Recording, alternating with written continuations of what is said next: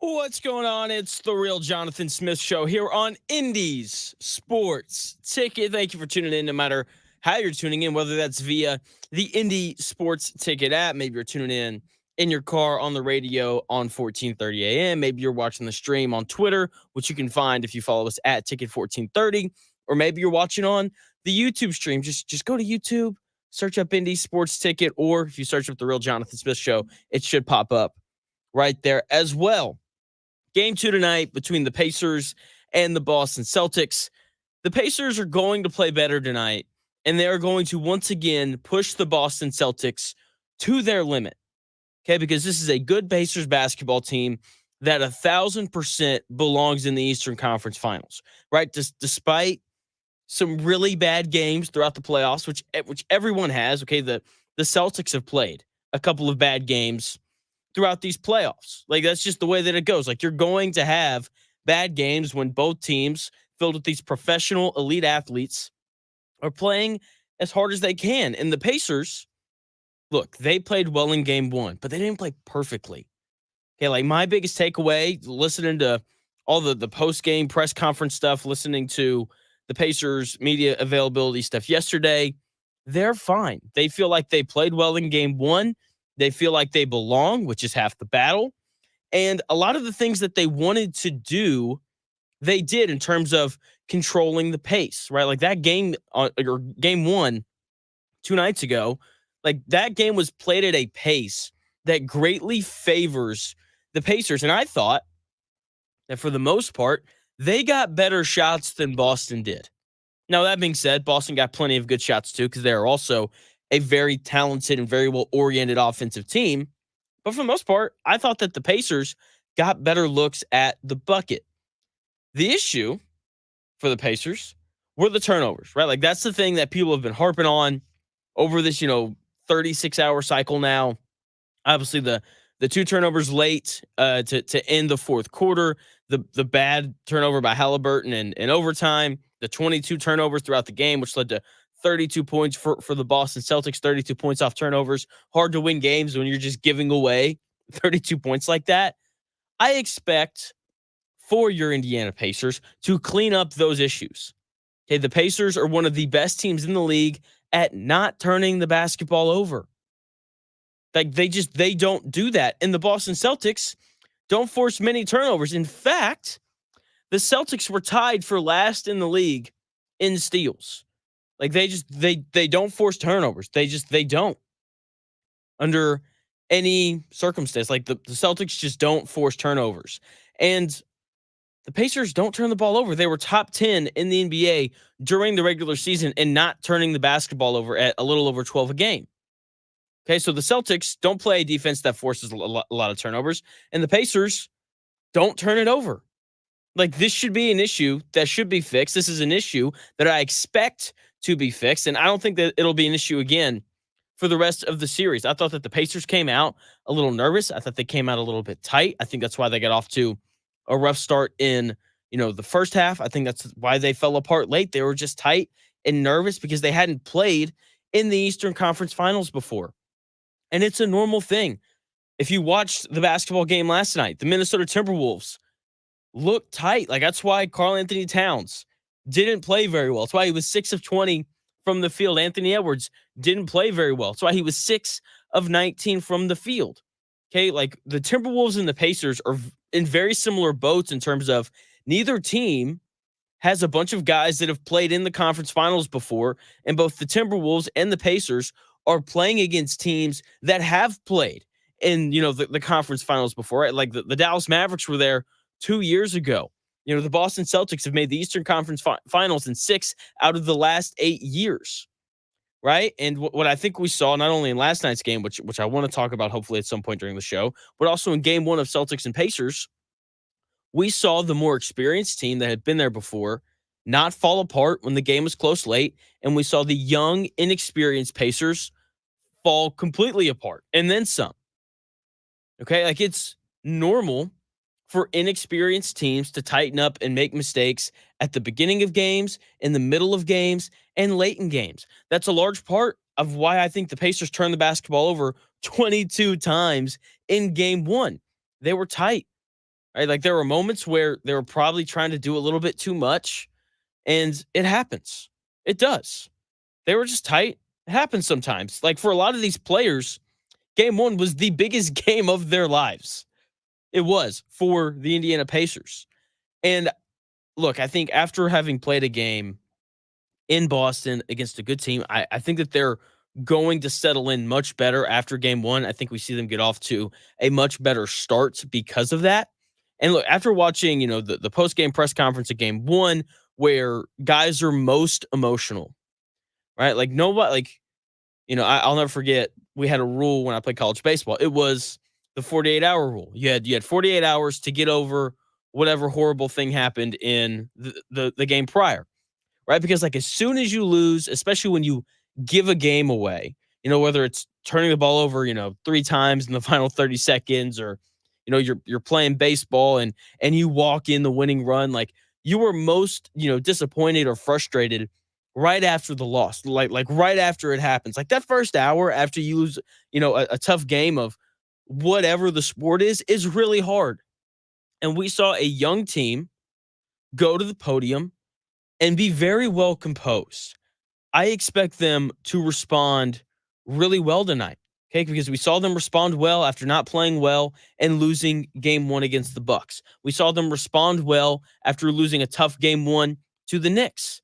So, like, we have seen them be resilient and respond in a positive fashion throughout these playoffs. Okay, like this is a young team that has shown a lot of mental toughness and resilience throughout these playoffs. Right? I think that's one of the most impressive things about this run. Like this is a team full of dudes that just haven't played a lot of basketball, that haven't played a lot of playoff basketball, right? Like that, and just seeing them still be able to respond well throughout the playoffs and just have an understanding of what it takes to do that has been really impressive. And Tyrese Halliburton spoke on this yesterday. He talked about the importance of not getting too high and not getting too low throughout the playoffs. Here's Pacers point guard Tyrese Halliburton. Yeah, I think just like I think film study and not getting too high, not getting too low. I think that's really the biggest thing for me. Like I think throughout the course of a series, you're gonna have good games, you're gonna have bad games. It helps that we're playing Jason, so Drew is here by default. So I'm watching film with him, literally every day. So that helps. But I think throughout this playoff run, I've had, some I think some really good games, some of my worser games of the whole season, to be honest. And I think just understand that happens through the course of this, and win, lose, good game, bad game, they're all lessons. Like it's my first playoff run. I'm learning a lot, and I think yesterday was honestly like it sucks that it happened, but it's good for me. It's good for me. It's something that it's really one of the first playoff games that I really feel like, man, I it up. Like it's on me. So it's good to learn. I'm 24. I got a lot of time, but I'm trying to win right now. So I'm just trying to learn every day, learn from every game, and I feel like I'm going to do that. You mentioned the runs to start. That was Pacers starting point guard Tyrese Halliburton on the importance of being able to bounce back and not getting too high and not getting too low after losses. And he's exactly right. He mentioned in there the importance of failing, because failing is like that's just an important part of sports, life, whatever it is, right? Like we get better through failure, right? Like, that's how you learn things. That's how you improve.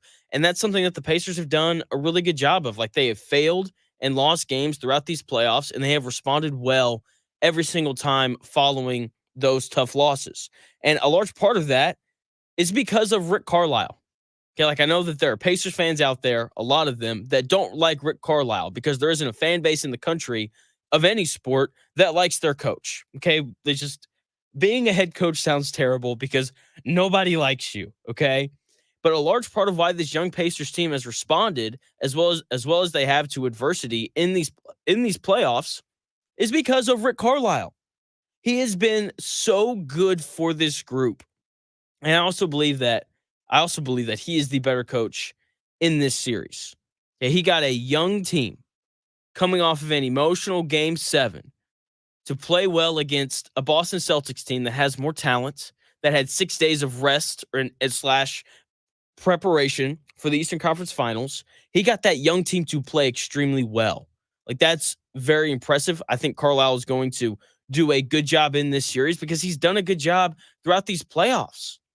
Okay, like he's done a great job of adjusting from game to game. Now, if you wanted to question some of the in-game adjustments, that's fine, whatever. But that's not the subject here. Okay, the Pacers are going to come out prepped, prepared, and ready to go tonight. And I think that they will play well because of the adjustments that Carlisle is going to put into place. Okay, I think that's going to be part of it. The other part of it is I think the jitters are out. I think the Pacers are like, okay, like we've played it in an Eastern Conference Finals game now. We are now okay. We are going to be fine. Okay, like I expect every game of this series to be close because these are the two best offenses in the NBA. Okay, like when you have two teams that can just go score, not at will, but with relative ease, then games are just going to be close because when you run offense as good as the Pacers do and you run offense as good as the Celtics do, doesn't matter what your defense looks like. Like you're going to struggle to stop teams that are this good and this potent offensively. With that being said, there will be a couple of blowouts in this series because both teams are more than capable of hitting an absolute barrage of threes and just leaving their opponent in the dust. Maybe that happens tonight. I don't think it will. I think this is going to be another close, well thought out game. If I was betting tonight, I would take the Pacers +9. That's what I had the line at the last time I checked. Maybe it moved up. Maybe it moved down. I don't really know. I really like Carlisle. I think his experience, what he's brought to this young Pacers group, has been very influential, right? Like this is a guy who's won an NBA title. There are not very many coaches that can say that they've done that before. Okay, so I think Carlisle makes good adjustments, and I think that they come out much more prepared, much more ready to go tonight. I think we see them get off to a much better start because of that. And I think that they push the Celtics to their limit once again, and maybe they pull it out this time. Maybe they don't fall apart and turn the ball over multiple times in the last 30 seconds like they did in game one. Part of why I like the Pacers to play well again is because I thought Halliburton played well outside of the bad turnover in the fourth quarter and the turnover in overtime where he just lost the ball. I thought he played well in game one. He was aggressive. And when Tyrese Halliburton is aggressive, the Pacers offense is a lot better. He attacked the rim and got into the paint a lot to start the game. But that was not a trend that remained throughout the rest of it. In game one against the Bucks and game one against the Knicks, Halliburton did not play well. Okay, seeing him come out aggressive and assertive was a very nice change of pace. It was a requirement because if he hadn't done that in game one, then the Pacers would have gotten blown out. Okay, the Pacers clearly like attacking Al Horford. I think that's an adjustment that we're going to see. I think we're going to see Halliburton look to kind of pick on him a little bit more, especially if he's struggling early. Like that's something that the Pacers can rely on to get Halliburton or Siakam going because I like that matchup for both guys, though. Outside of that, though, I thought that Halliburton did a good job of going by every defender that Boston put on him. Okay, Drew Holiday gave Halliburton issues in spurts because Holiday is just so much stronger, right? Like he's just a lot stronger than Halliburton is. That's just kind of the way that it is. The Celtics started game one with Derek White defending Halliburton. That didn't go very well for Boston. Late in the game, they made the switch. They put Drew Holiday on Halliburton, and that bothered Halliburton a little bit. So it's going to be interesting to see how the Celtics try to defend Halliburton here in game two. I don't know how much it's going to matter because Tyrese Halliburton is such a good offensive player that he's going to figure out to attack or how to properly attack whoever's guarding him. And he's going to find success as long as he attacks the rim. That is the thing I'm going to continue to hammer home. That is the thing that Tyrese Halliburton has talked a lot about in his, post-game media availability stuff. He knows that he is at his best when he gets into the paint. And when we look back at game one, Halliburton was great in the first half of getting downhill and getting to the rim and getting into the paint. He got into the paint 7 times in the first half per the real Jonathan Smith Show tracking stats, okay? And the Pacers offense prospered because of it. They scored 64 points in the first half. Then, in the second half, I thought Halliburton settled for too many threes.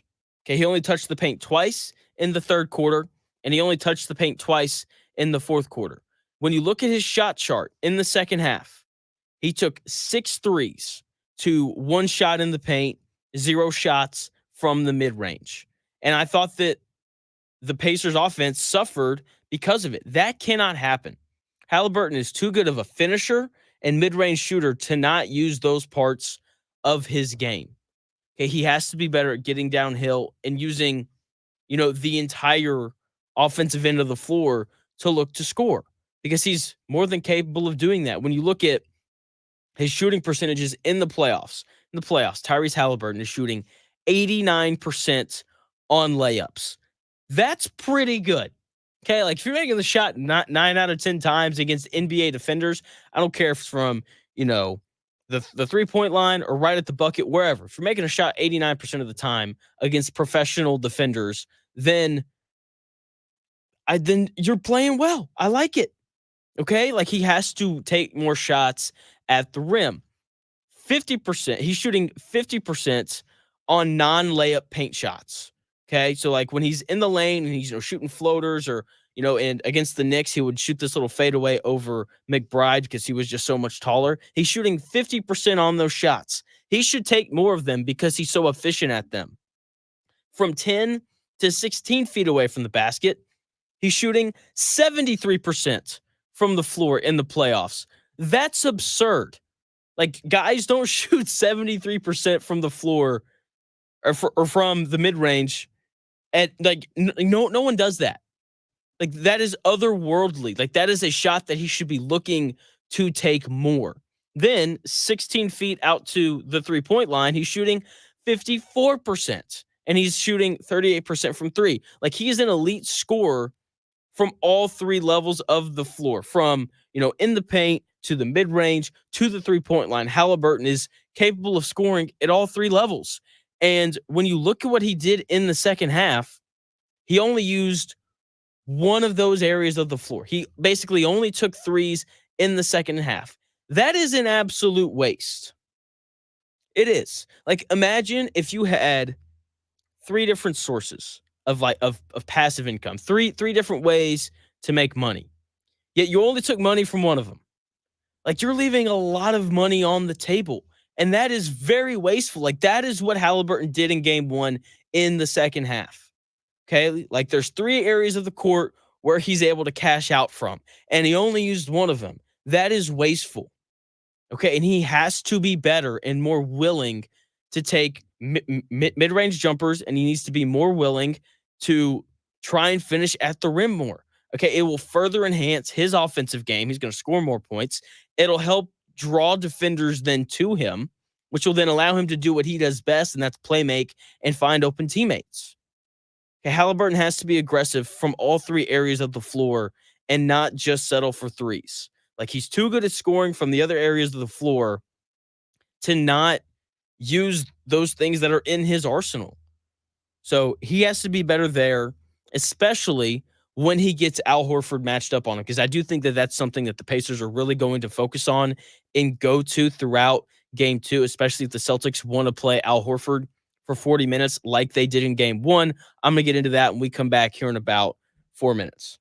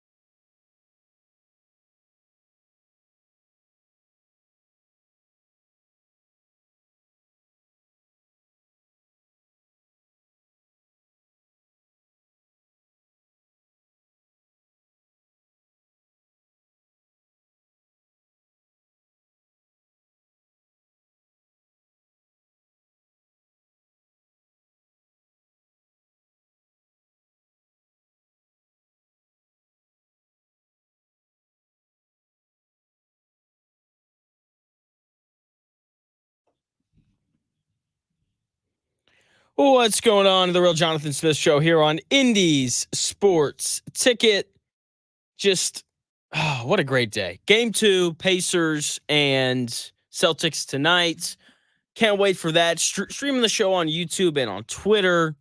You should go watch those. We're having a great time here.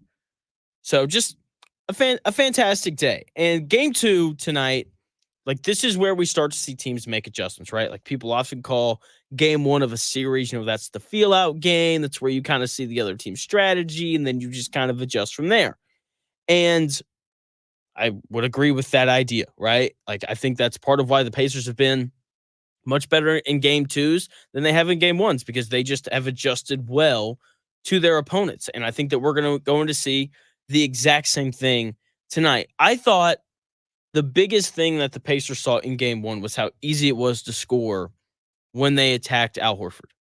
Okay, especially in the screen and roll, right? Like the Celtics like to switch ball screens, and that's something that they should like to do because, 1 through the 4, from Derek White, Drew Holiday, Jason Tatum, and Jaylen Brown, those guys are all very switchable, right? All those guys can guard multiple positions, and that's a major advantage that they have, not only against the Pacers, but against everyone else in the playoffs.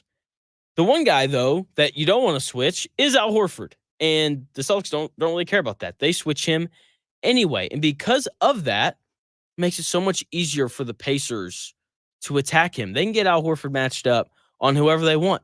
And we saw that a lot in the fourth quarter of game 1. There was like a 2-minute stretch where Siakam and Halliburton ran nothing but screen and roll and made sure that Al Horford was involved in it. And they tore him up. Okay, I have a lot of respect for Al Horford. He's a winner, he's all those things. But he's 37 years old. He can't defend Tyrese Halliburton. He can't defend Pascal Siakam. We saw proof of that in game 1. The thing, though, is the Pacers don't run heavy amounts of isolation, right? Like, that's not who they are. I'm glad that isn't who they are. I like the way that the Pacers play basketball. I like how involved everybody is. But when they do run isolation, it's very oftentimes for Pascal Siakam, and I don't expect the Pacers to start running a ton of isolation for Siakam or anybody else in this series. But if the Pacers go through tough stretches where they can't score, that is the thing that they should be able to turn to consistently to get a bucket. It's like, okay, we haven't scored, in 3 straight possessions. Where's Siakam? Let's get him on Horford, and let's go get a good shot because that is going to result in a good shot most of the time. That is a thing that I'm expecting for the Pacers to go to more in this series. When the Pacers need a bucket, they're going to look to isolate Siakam on Horford, or they're going to make Al Horford defend the screen and roll. And this is one of the reasons why I love Rick Carlisle. He just does some different funky things that I just don't see other teams do. Most teams, when they run pick and roll, the screener will either, set the screen and then roll all the way to the rim, or the screener will pop out and shoot a 3, right? Like that's most of what we see.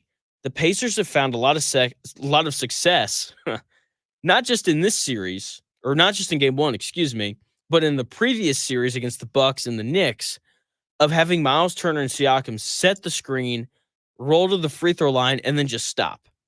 And then they take, that free throw line jump shot that's money for both of those guys. Like that's a shot that I like to see Miles Turner take. That's a shot that I like to see Pascal Siakam take. And that shot was there all of game 1. Right? Like the goal of offense is to figure out the best ways to get good looks. And that is something that they have figured out. That was something that was evident in game 1. The Pacers are going to get good looks throughout this series just because offensively they are so savvy. Right? And so, but look, the Celtics defense is also really good. And there's going to be moments and stretches where the Celtics go on, 8-0 runs because they're a really good team. So when those things happen, when the Celtics go on an 8-0 run and the Pacers need to put a stop to the run, I expect to see the Pacers go to one of 2 things. 1, they will isolate Siakam onto Horford, or 2, they'll put Horford in pick and roll and roll the screener down to the free throw line and get some sort of open jumper. Those 2 things worked magnificently in game 1, and I expect to see more of it in game 2.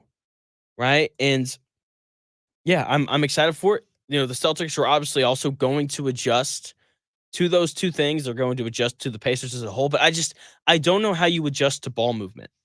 Like I really don't. You know, it's like, do you like play tighter off the ball? Well, does that matter if like you're coming off screens? Do you switch everything? The Celtics did that in game one, and that didn't really work. I mean, the Pacers scored a whole bunch of points. So gonna be interested to see what they do. With that being said, they will be better defensively in this game than they were in game one. They just will because they have the personnel to do it, like to be a better defensive team. When it comes to the Pacers, though, I don't know how they're going to slow down uh, Jason Tatum or Jaylen Brown. They don't have the personnel for it. Rick Carlisle was asked yesterday at practice how he felt like they defended Jason Tatum because Jason Tatum scored 11 of his 36 points in overtime. Carlisle's response is interesting. He doesn't really answer the question, but here it is anyway. Here is Pacers head coach Rick Carlisle on defending the Celtics and Jason Tatum going forward in this series. Those guys are great players. I mean, Tatum, Brown, Holiday, these guys are all, I think they're all on the Olympic team. It's just, they're great players, and we've just got to do the best that we can to make it as hard on them as possible. And some of that is defensive stuff, and some of that is how we play offense. And so, we talked about some of the adjustments that we need to make for the second game today, and we'll do the best we can to put those things to work tomorrow. When that was Pacers head coach Rick Carlisle on playing better defense in game two. When you ask a coach, what do you need to do defensively to get more stops? And his answer has to do with offense. That is not good. That is not a good thing at all. Because that's what he said. He goes, part of what's going to help us stop Jason Tatum and Jaylen Brown is our offense. Like that's lost on me. That doesn't make a lot of sense. But that's very concerning. Okay, like when it comes to the Pacers adjusting to the Celtics on the defensive side of the ball, I don't know what they're going to do. Okay, this is another reason why I picked the Celtics to win this series. Okay, the Pacers, the Pacers just don't have the personnel to adjust to the Celtics offense. Like, you can create good looks on the offensive end and you can score a lot of points with not good offensive personnel through screening and cutting and moving the ball and playing together.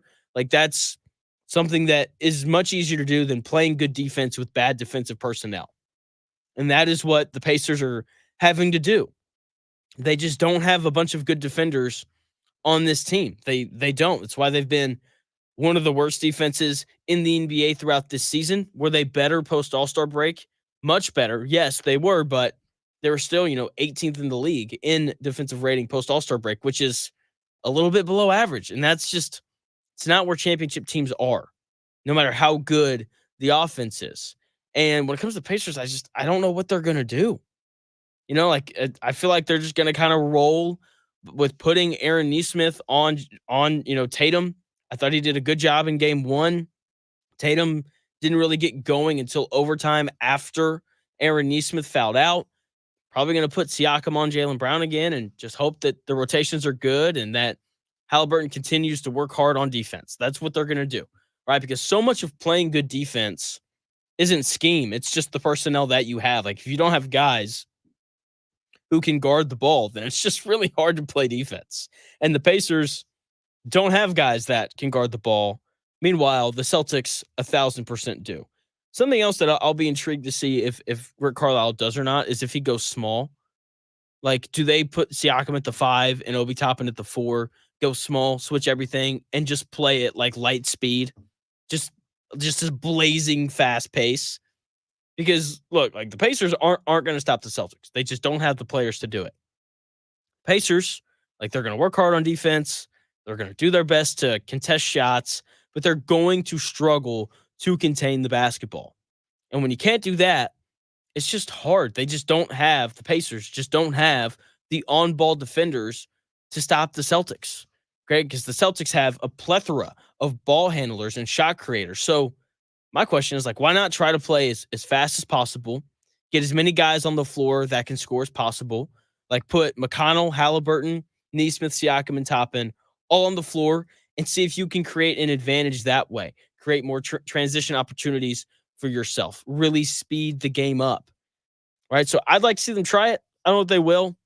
Especially if the Celtics are completely committed to playing Al Horford for 40 minutes a game, which it seems like they are. He's logged a lot of minutes in these playoffs because of the Kristaps Porzingis injury, right? And Al Horford also provides spacing to keep guys like Miles Turner out of the lane, and so he can't block shots and be the good defensive player that he is, or he has been at least recently here in these playoffs. So, going to be interesting to see how the Pacers combat and adjust how the Celtics want to play offense, because the issue I don't think is on the interior for the Pacers. Like, I thought Siakam, playing power forward, I thought he defended well in game one. I thought Miles Turner, when he had opportunities to actually defend the rim instead of being drug out to the 3-point line, I thought he was good. Their issue is Halliburton can't stay in front of the ball. The issue is, like, I like Andrew Nembhard. I think he's an okay defender. He's not a great defender, though. He didn't really defend it at a high level. I thought Aaron Nesmith was good, but they just don't contain the ball well enough to be a good defensive team. So, going to be interesting to see what they do to try and slow down this high-powered Celtics offense in game two. Can't wait to see what Coach Carlisle has up his sleeve, because I'm sure he's got something. Someone else who has something is Luka Doncic. The Dallas Mavericks might be the best team left in these playoffs after watching last night. It might be a bit of an overreaction, but I feel pretty confidently in it. So, Dallas Mavericks, we're going to talk about why they are the best team left in the playoffs when we come back here in about 4 minutes.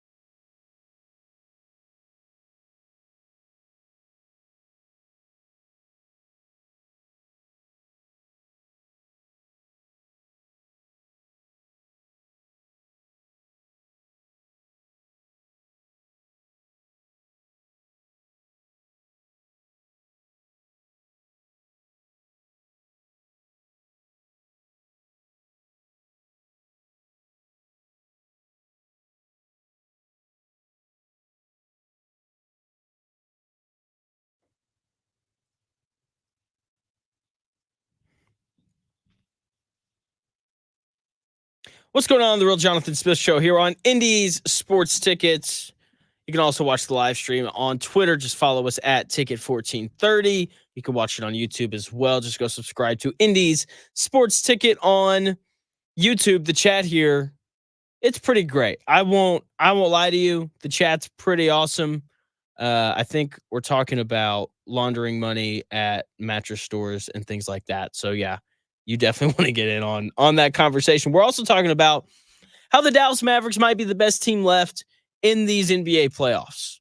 Now, look, this might be an extreme overreaction to last night's game, but they went on the road and they beat the big bad Wolves last night. They didn't shoot the ball well either. Usually when teams win playoff games on the road, they shoot the ball at least decently well from three. The Mavericks were 6 of 25 from downtown. That is 24% from behind the 3-point line.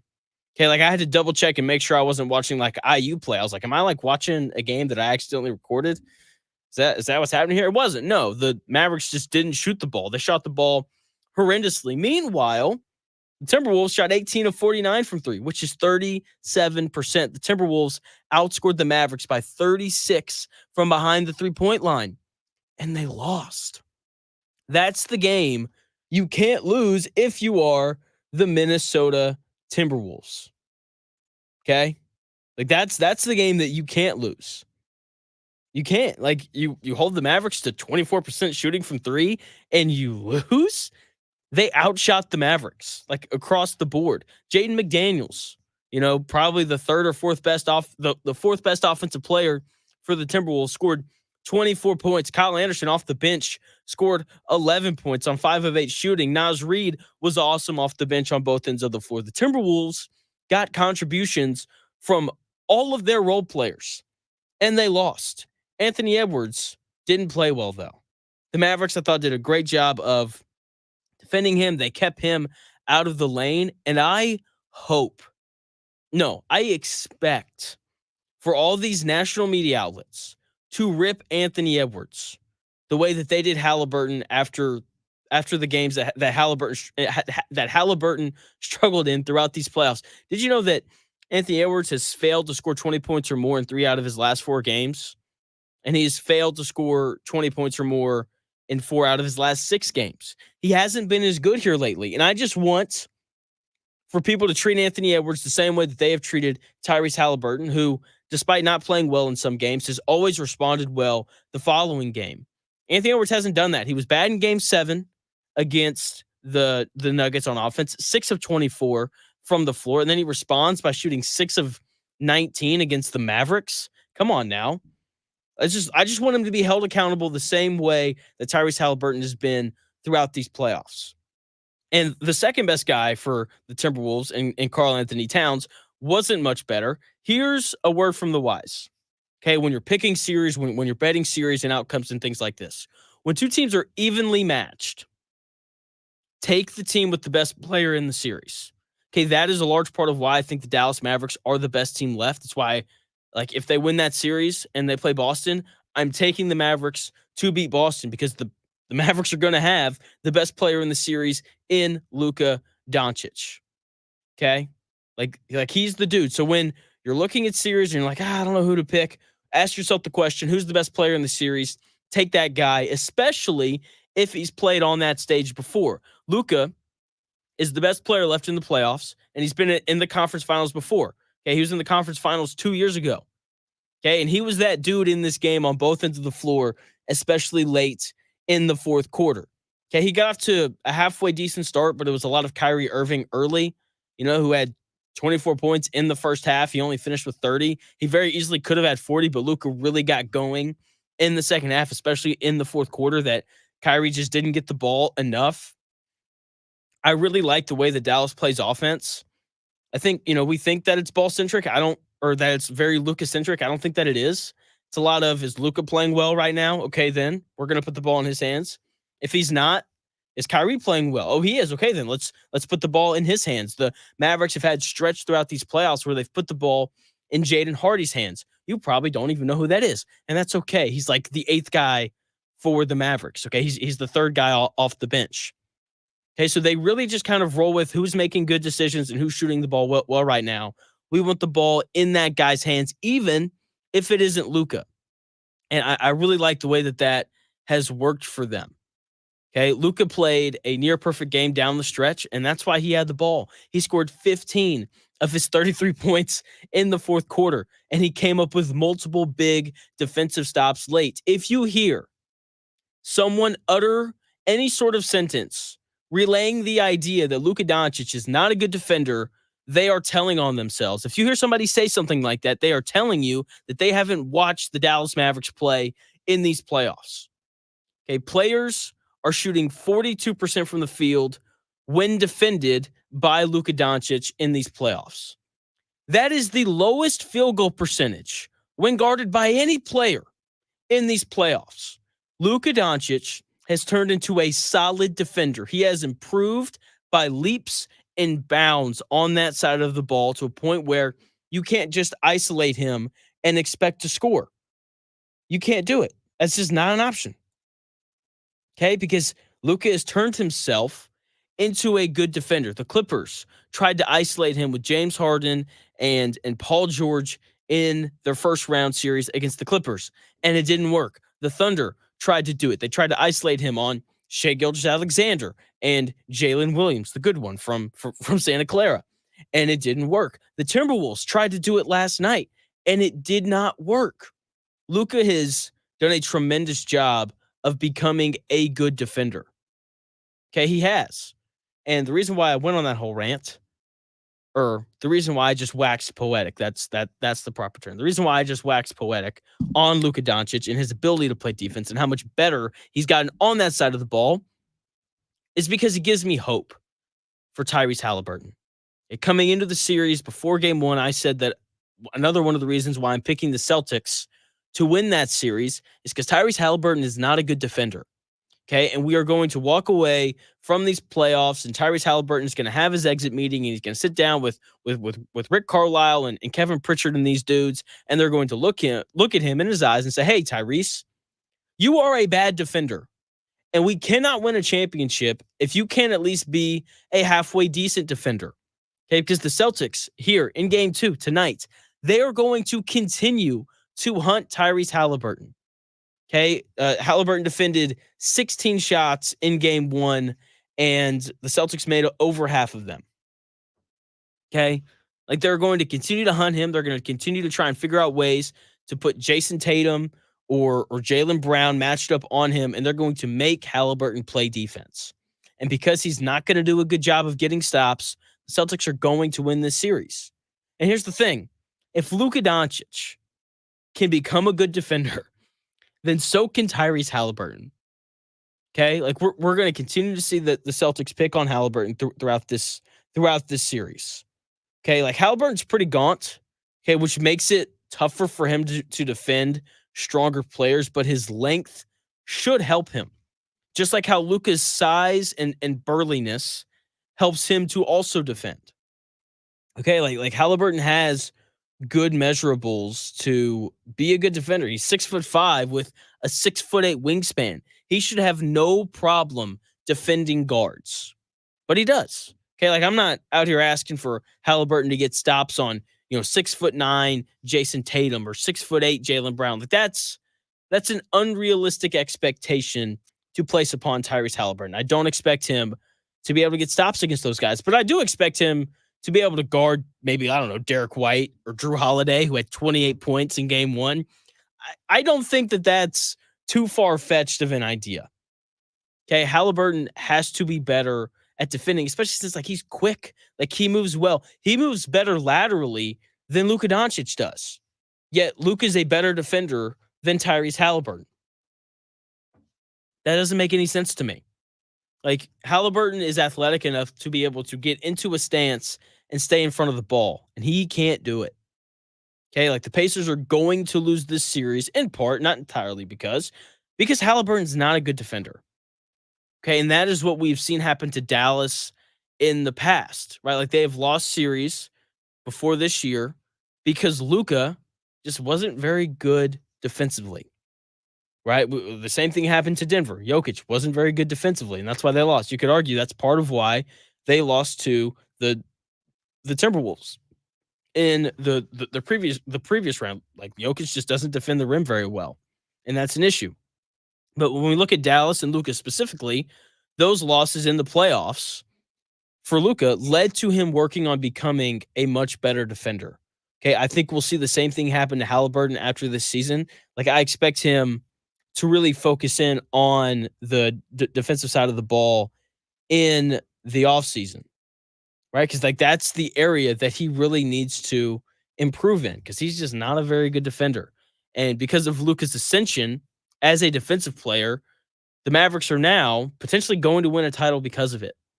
Okay, like they've got a firm grip on that Western Conference Final Series. Like they've already stolen a game on the road against Minnesota in a game that they didn't even play very well in. Like the Mavericks are going to play a lot better than that. Like they're not going to shoot 24% from three in every single game in this series. Okay, and Luke is not going to start that slow every single game in this series. And Kyrie's not going to finish with 6 points scored in the second half every game of this series. Like there's a lot of room for improvement for the Dallas Mavericks going forward, right? And their experience, right? Like Kyrie Irving has won a title before. He was a large part of it. Okay, Luka Doncic has played in the Western Conference Finals before, right? Not even that long ago, right? So Dallas is going to win that series just as I predicted. I took Dallas to win the whole thing before the playoffs even started because they're just a really good basketball team. They're complete. They play defense. They score. They can shoot the basketball. They got guys that know and understand their roles, and they are better because of it. And they've improved a lot throughout the course of the season, part of that being because of trades that they made at the trade deadline. But either way, like they've come along and they have improved throughout the season. Just like Caitlin Clark, she has continued to improve. The Indiana Fever lost again last night. A very winnable game, late turnover that you could argue probably cost them the game. You could definitely make that argument. But she's coming along. Okay? Like we're 5 games into Caitlin Clark's career. And it's like every time I watch, it seems like she's figured another small thing out. Okay. She led the Fever last night in plus minus. She was +7. Okay, which means that in the 7 minutes she did not play, the Fever were outscored by 9 points. Okay, like when she's on the floor, this Fever team is noticeably better. Leah Boston was -18. She did not have a very good game. She's just not shooting the ball very well and not rebounding very well either. She only played 15 minutes last night. That's not an okay thing, but this is about Clark, not Leah Boston. Look, 21 points. She didn't shoot the ball very well. Only, 6 of 16 from the floor, 2 of 8 from 3. But something that I like about her, I wish Halliburton would sit down and watch her. She gets to the rim, and when she does, she gets fouled. She was 7 of 9 from the free throw line because of her ability to get into the lane. That sets her up for so many assists. She had 7 assists last night. She's such a good passer, man. And here's the best part. It wasn't like she had 7 assists and 7 turnovers like she's had in the past. She had 7 assists to 3 turnovers. 3 turnovers, it's still a lot. That's still too many, but much better than 10 like she had, in her debut. Okay, so she has improved. She is getting there. I think this Indiana Fever team is going to be more than fine. Like they seem like they're going to be able to compete to potentially, make the playoffs, right? Like I think that's what we're going to see. Can't wait to watch the Fever season continue. Can't wait to watch Pacers Celtics game 2 tonight. I like the Pacers to keep it close. They cover the 9-point spread. I don't know if they win because it's just tough to win road games in the playoffs, especially when you're young and inexperienced. So we'll see how they do. Are they capable of winning this game? Yeah, of course they are. Okay, like I saw them win a game 7 on the road in Madison Square Garden. Okay, if you can win that game, you can beat you can beat the Celtics in game 2 in the other garden, TD Garden, I believe is what it's called. But Pacers are going to be fine going forward. Even if they lose tonight, like it is not the end of the world. Okay, like I can see my opening statements for tomorrow's show already. The Pacers losing game 2 on the road is not the end of the world. Just refer back to the Knicks series. Okay, they're going to be fine. Coming up Sunday, the Indy 500, all that's happening. I gotta be honest. Like I'm supposed to talk about the Indy 500. Like I don't really care about it. I don't. Like I'm a big believer that like I want to go to sporting events that people talk about the sporting event, right? Like when I talk, I'm gonna get into this a little bit more tomorrow. Like when I talk to people that go to the 500, they're never like the race was awesome. They're always like we got hammered and that was awesome. I'm like okay, was like the race cool? Like I don't know, I don't really remember. That's just I don't know. That doesn't sound super appealing for a guy like me, but we'll see. Maybe I'm wrong. I need to go at some point, while I'm here in Indy. I don't get it. We'll see. We'll see. Coming up here in about 5 minutes, it's the Dan Dockett Show. I'm sure he'll have plenty of thoughts on Game 2 tonight. Should be good. Should be a lot of fun listening to Dan talk.